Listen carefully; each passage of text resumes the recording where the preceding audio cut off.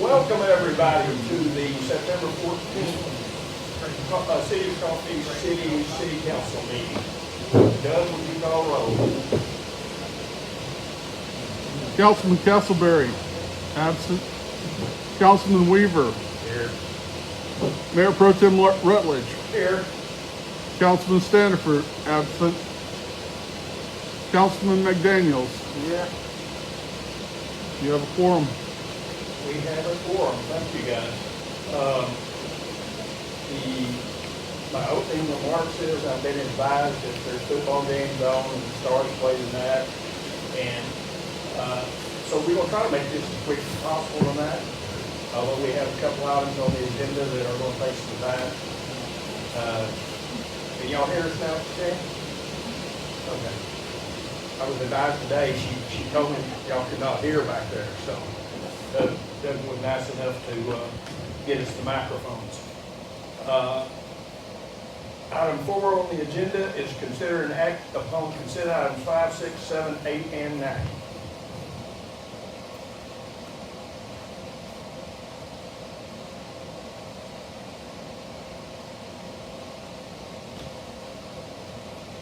Those are approved minutes of the City Council meeting of August 10th, City Council special meeting of August 14th, City check register for August 2020, EDC minutes for August 2020, and the EDC's financial statements for August 2020.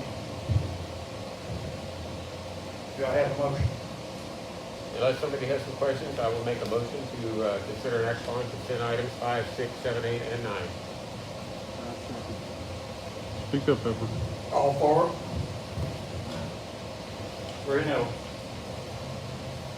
Okay, at this time, we're going to swear in our new police chief, Brian Myers. If you would stand up, Brian. Somebody get a picture. Get him right up here. Here, We'll make That's sure we good. get a good picture of him. so I make him turn around. How's that? Please raise your right hand and repeat after me. I, Brian Myers, I, Brian Myers, do solemnly swear do solemnly swear that I will faithfully that I will faithfully execute the duties execute the duties of the office of the office of Chief of Police of Chief of Police of the City of Coffee City, of the City of Coffee City, State of Texas, State of Texas, and will to the best of my ability and will to the best of my ability preserve, protect, preserve, protect, and defend the Constitution and defend the Constitution and the laws and the laws of the United States of the United States and of this state, and of this state, and the charter and the charter and the ordinances and the ordinances of this city. of this city.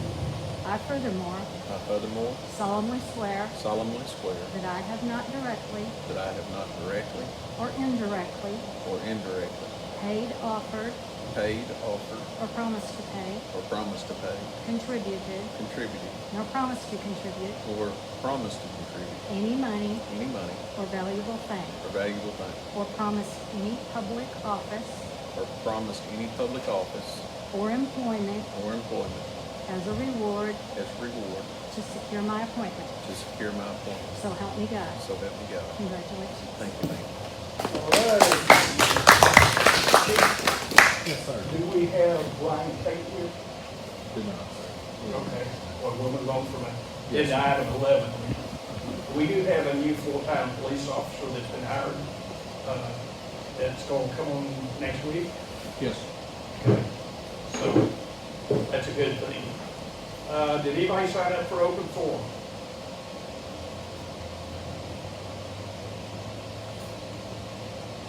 Okay, I guess not. Move through there. The Mayor Pro Tem report.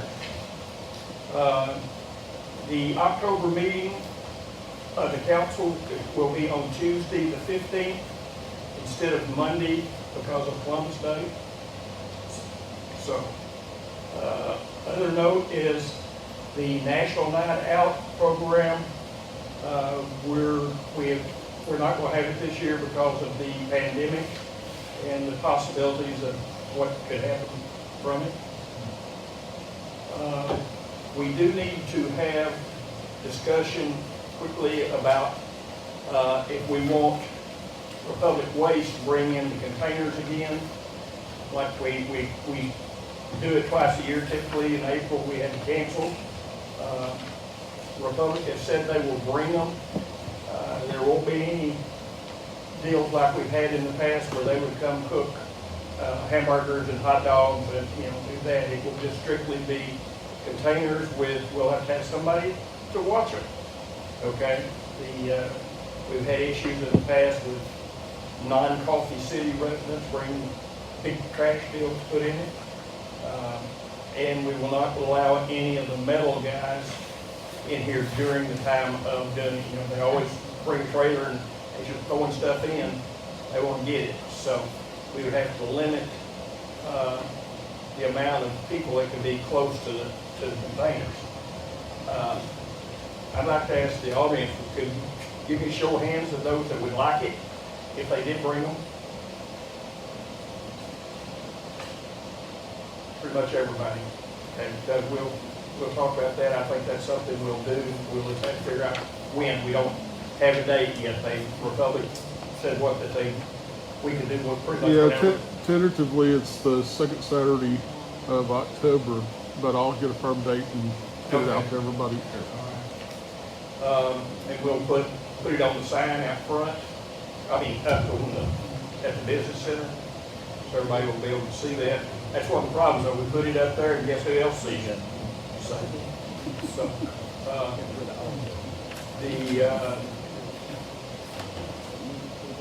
we did have a meeting with the auditor last week.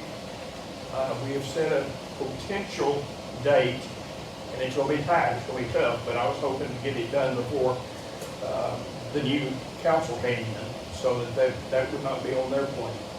This audit is for the 2018-2019 year. And he said getting over to the next year would be pretty easy with bases blown. It's a new auditor. It's not done our books before, but I was pretty impressed with it. So early voting starts somewhere. October the 13th through the 16th. October 20th through the 23rd, and 27th through the 30th. That's in Chandler. There's also one in Athens at the Texan, and one at the Lakeview Assembly of God Church in 7 Points. So,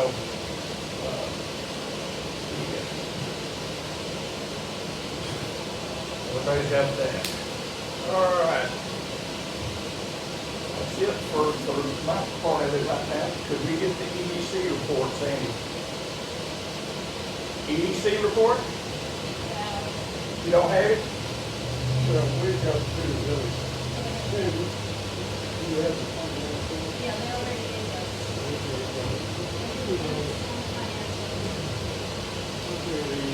the last meeting that EDC had, again, like the one you're talking about, Phil, we have to display for a Monday holiday. We had the meeting there. The biggest item of discussion will actually come up here a little bit later. The sale of the Lake Palisades Business Center. Besides that, we have selected 2 nominees to join the EDC. We've got both of them here before you for your consent and appointment. Okay? Yeah. Well, we've got one. I'm sorry, Greg too. Yeah, Micah, now Micah has appeared before you Right. before, and unfortunately he's tied up right now. But that was the crux of our last meeting. Those 2 items like this. Okay. Okay. Any members of the EDC have anything to add to that? Okay, and we have our financials before you also. Okay? Yeah, that's good. Thank you, sir. Thank you. Court report, Julianne? Okay, for the month of August, we had 60 new cases that were filed. We had 45 dismissed after completion of the driver's safety course, 12 after deferred disposition, 11 after proof of insurance. We had 2 show cause hearings held. We had 10 warrants that were issued. We had 3 cases of community service that were completely satisfied. We had 3 cases that were satisfied by jail credit, 3 that were waived for indigency. The total waiver on the indigency was $709. And we had total fines collected for the month, $42,341. GHS collected $8,770. We did not have anything for the in-house warrant collections. We had $20,571 that was transferred from the court to the general fund. I don't know if Chief wants to talk about the warrants. He's done some restructuring within the department. That's why that number is a 0. We've been working together to get a new warrant program reinstated. So those numbers will be coming up next month for sure. Does anybody have any questions? Can you hand the microphone? Just hand the microphone. Police report?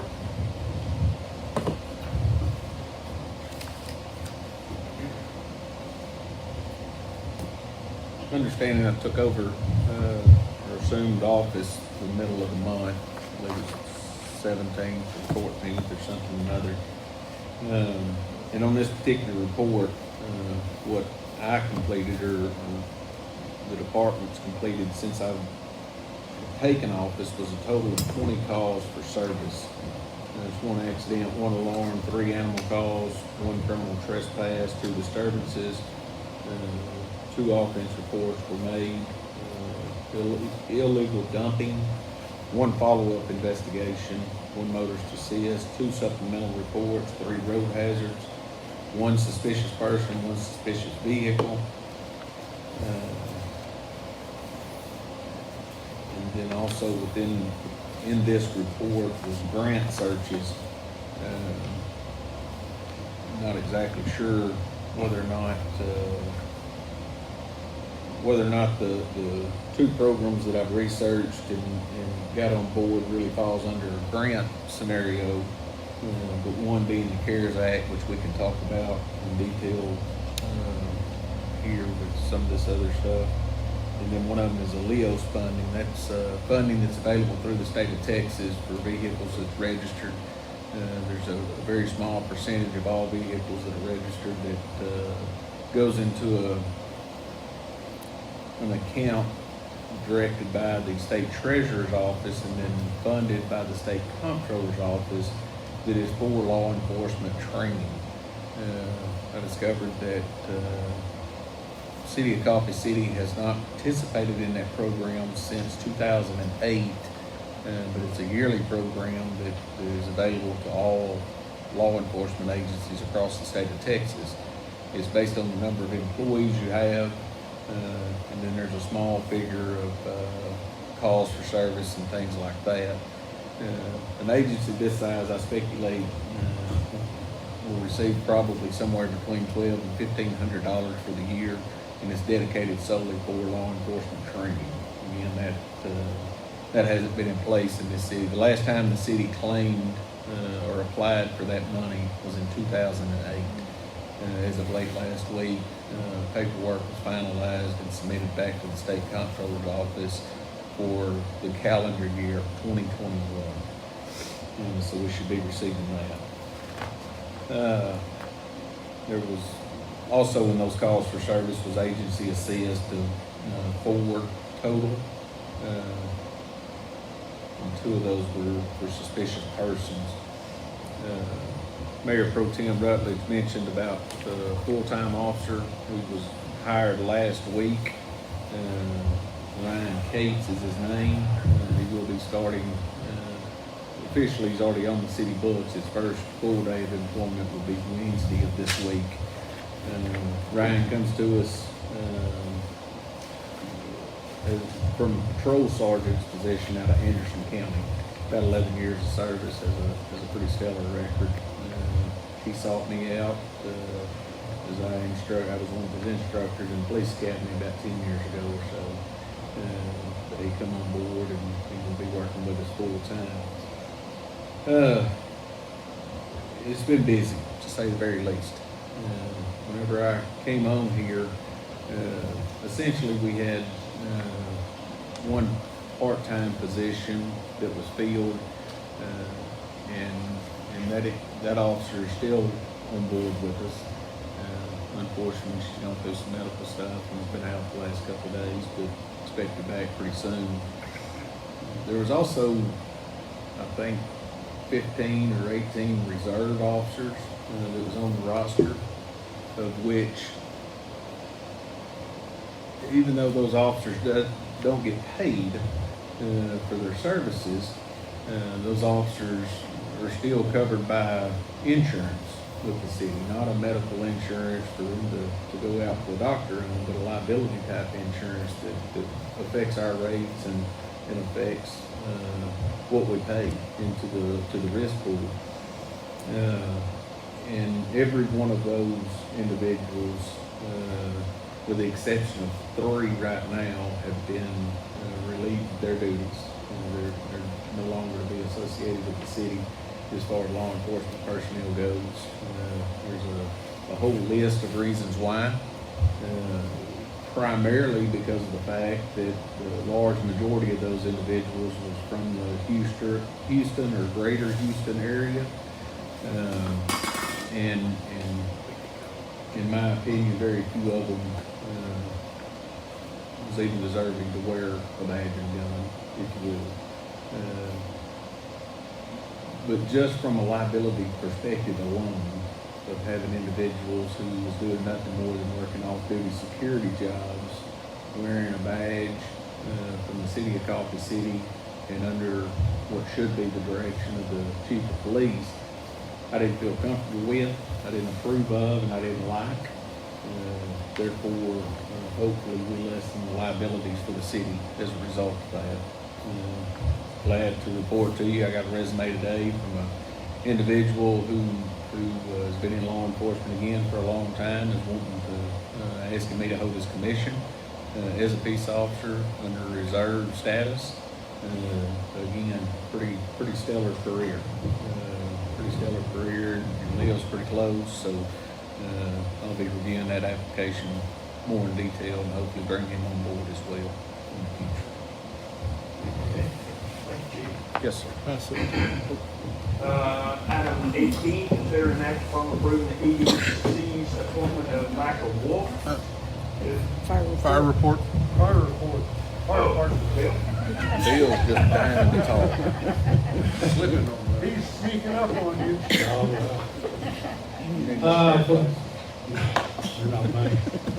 For the month of August, we had 22 calls for service, which included 1 building fire, 10 medical calls, 1 lift assist, 2 grass fires, 7 good intent, which is canceled en route, and 1 false alarm. We currently have 12 senior firefighters. Upcoming events, square fair has been postponed, don't know what the date is. We canceled National Night Out, holiday meal is to be determined. And the fire department still does Meals on Wheels every Wednesday. Yes, they do. Thank you for that. Sir, Yes, sir. does the fire department have any update on the incident over here on Lunette?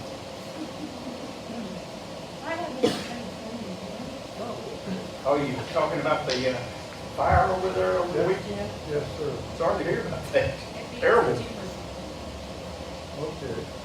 So, No, You- for all of you who are interested, that was my house, my garage, not my house. We lost a significant amount of property, one of which was Ron's 1980 classic Camaro. oh, And the tractor, lawnmower, numerous things. I appreciate your prayers. It's been very devastating, to say the least. got those. Okay, now we got the fire report, then I can move on. Consider an act upon approving EDC's appointment of Michael Wolf to the EDC board. I'll make a motion that we approve Michael Wolf for the EDC board since we've already done this once. I don't know if that was, okay. Michael Wolf is now a member officially of the EDC board. Consider an act upon approving the EDC's appointment of Greg Malcott, is that right? Koch. Okay, I have, I've heard it both ways today, so. The other way wrong. Okay, the other way wrong, to the EDC board. I'll second that motion. All in favor? Okay. Okay, the next one is consider an act upon a contract with Hobson, which is Logitech, to provide services to the police department. Let me start with, on this, we approved several months ago to set up a program with the company eSource, is that correct? eForce. Yeah, eForce, that's right. To provide assistance in doing, writing tickets and supposedly other things that we could do automatically without having to fill out all the paperwork, would take a lot of workload off. The situation is today, we can't get the product that we paid for. We go back and we're trying to get the money back. So, excuse me, we are now looking at a program that is Logitech Gig. You're the expert on this, Chief. You're exactly right, sir. As far as eForce goes, eForce has several different components, okay? It's my understanding for about the past 4 years, the police department has used the RMS, which is Records Management System, through eForce. And all that consists of is giving you a platform to construct or build, or better lack of terms, write an offense or incident report, okay? There's several different modules that one can purchase that will do different things through that software. One of which is what they call e-citations, which is a digital format for issuing traffic citations or Class C misdemeanor citations.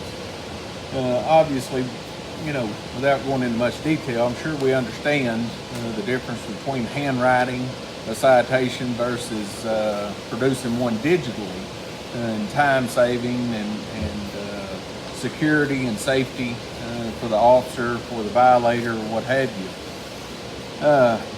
Once I got into the office, I was quickly faced with this issue that the city has paid out $20,750 to eForce to construct this digital platform and then integrate that digital citation into our court systems.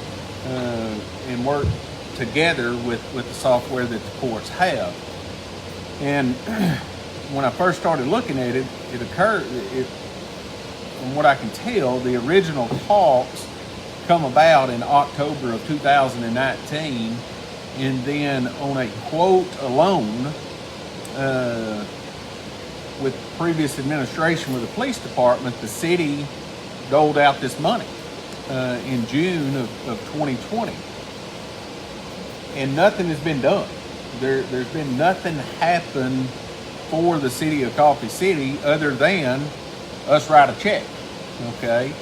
There's been a lot of follow-up on our end. Oh, there's been a ton of follow-up. I can tell you. We're not getting any service. Oh, absolutely, and I can tell you that that Judge Bivens, there's a list of emails. I'm talking about probably hundreds of emails where Judge Bivens and the individuals with NetData, which is the court software currently, has been in constant communication, and there's a whole list of people that this goes out to each and every time. And basically for the past several months just been asking for a status update. And they just continue to get the runaround. eForce has told them all kinds of stuff, and basically says, we'll get to you when we can. There's other customers that are bigger and probably paid more money, and that's great, you know. So whenever I took on this task and I realized what was going on, one, because I've used that company with past employment, and it wasn't good then, and the biggest problem was a customer service issue. Second to that is that company, that program, eForce or eCitations or any of the other modules, is not made for a small agency. It's for 100+ officers, okay? And I'm not knocking the program itself, because there's a lot of good in it, just not for the city of Coffee City, and darn sure not for the money, okay? Well, there was one other thing that we have not been doing evidently for several years, and it's a program that we're required to do, that tracks things that we have to provide to the federal government. And it's a $10,000 a day penalty Yes. for not doing it. Yes. The chief has been to the FBI and has got us a waiver so that we will have to start doing that and get caught up. Okay. The eForce program does not help with that at all. Is that correct? That is correct. Okay. So what we researched, what the chief has researched, a program he's used for many years, is this CodeLogic program that does it, okay? It's $13,000, okay? There's another company that they work together hand in hand. This is the equipment side, this is the software and the matching everything together, make sure it works. In 3 days, we got more information out of them than we've been able to get out of eForce in months and months. This program, the hardware for this is $30 grand. Okay? It's not budgeted. Okay? But the good thing about both of these programs is they're covered under the CARES Act. 100% of it. We've got $80,000 that we qualified for. We've already got 20 of it. So basically, this is free to the city. Okay, there will be some charges because of taxes and stuff, but not much from what I can read. And you know, it's part of it. 10,000 of it is just one module, as the chief was talking about. It's the citizens self-reporting module. With this module, somebody can call in to the police chief or some of our police officers and work over the phone or tablet or computer and not have to get face to face. That's the reason it falls under the CARES Act. All of the equipment becomes certified to have antimicrobial built into all of the housings and everything. This phone That cover.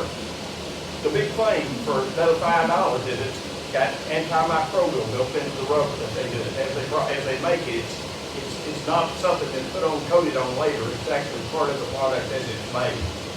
So we have lots and lots of documentation. We have the the CARES Act program, which goes into great description. You can't do it. You can't use it if we had budgeted. That's part of the whole thing. You can only use it if it's not in your budget as of March of this year, and it's not. Okay? But we had, in this kingdom, total shock. We spent a lot of time over the last week researching, talking to other cities that have it. I know Don has done some research and said they had some problems legally, a couple of lawsuits, so we will double check on what stuff. But as I said, the chief has used these folks, and I personally, I think it's a win-win. How can you lose? We're gonna get it. They said they can have it up and running in 2 weeks. Now, did we ever get a date on the equipment?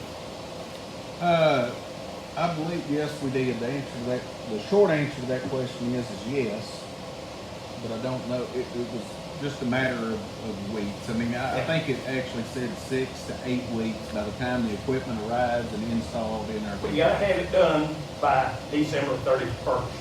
That's one of the reasons for it being so important to get on the docket tonight so that we can talk about it. It's, what I'm asking for is a consider an act. But I would like a motion when we get to that says we can, if we find out that there's some issues, we can not order it. Okay? Yes? I was just gonna say, that's already in their paperwork. Yeah, I read it. It's got all the stuff that you can, how you get out of it, and there's lots of data here. They will. It's all web-based program. We don't have to bring any computer equipment or anything like that in to make it work.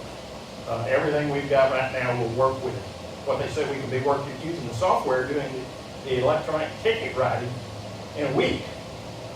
So, and I think we have, as far as the city personnel goes, everybody was very happy with it. Am I correct, guys?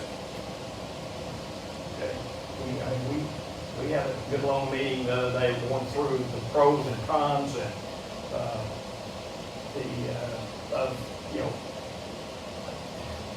to make sure that it wouldn't do. And the chief went back and got a bunch more information that we asked for out of that meeting. Anybody would like copies of this stuff, we're open, that's fine. Glenn, you had some comments you wanted to make? Well, just a couple things. I'm really surprised that the funding was wasted in the past, but I want to ask the new police chief, you've used this exact program recently? Yes, sir. How recently? A year ago this past August when I retired from the last one. Well, the company, I was doing some online research, and their stock was trading like 10 cents a share in 17. And they've gotten better, but but without going through a lot of stuff that probably a lot of people don't want to hear. If funding is available for us, and this is basically a free program for us, and it's something that you say that works, I make a motion to go with it. And that we have the option of bowing out. All in favor? Okay, let's make it happen, chief. Yes, sir. We'll do it.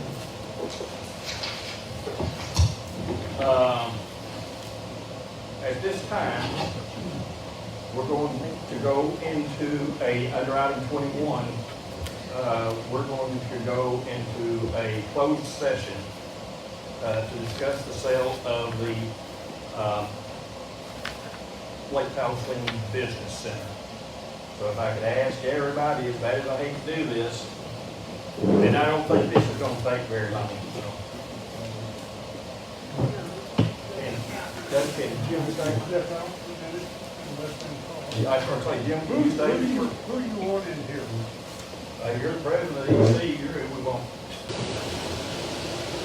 You back on? Okay, the council just met to discuss the sale of the Lake Palatine Business Center. Do I have a motion for that? I make a motion, item number 22, and we're going to act on the EDC's proposed sale of the business center as discussed in the executive session and already approved by a unanimous vote of the Economic Development Corporation. Okay, we've got a motion and a second. All in favor? Okay. Business center is sold. We can finish the paperwork now. So that'll give us some money to try to do something else for the city. We'll let us see some sidewalks or something like. So, you know, anyway, do I have a motion for adjournment? I'll second that motion. All in favor? Hallelujah.